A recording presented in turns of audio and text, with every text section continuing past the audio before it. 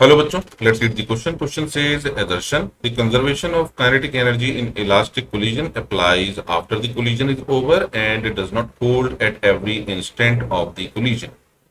The reason, during the collision, the total linear momentum is conserved at each instant of the collision. अब जैसा कि हमें मालूम है, जब कोलिजन होता है, सपोज कीजिए ये हमारा मास m1 है और ये मास m2 है।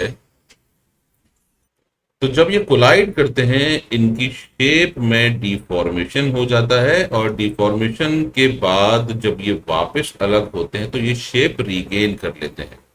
यानी ये हमारी सिचुएशन है और जिस ड्यूरेशन में ये एक दूसरे के कांटेक्ट में आते हैं उस टाइम में उनकी कुछ potential energy, kinetic energy potential energy में कन्वर्ट हो जाती है बिकॉज ऑफ द डिफॉर्मेशन। इसका मतलब during the collision kinetic energy conserve नहीं है, kinetic energy is conserved before and after the collision in an elastic collision. तो पहला स्टेटमेंट हमारा सही है। During a collision the total linear momentum is conserved at each instant of the collision. अब हमें मालूम है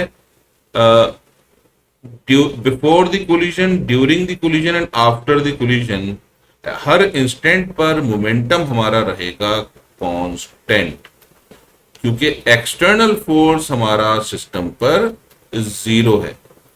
तो सेकेंड स्टेटमेंट भी सही है, लेकिन सेकेंड स्टेटमेंट फर्स्ट स्टेटमेंट को एक्सप्लेन नहीं करता। तो हमारा आंसर है assertion is true, reason is true and reason is not correct. Explanation for assertion which is option 2.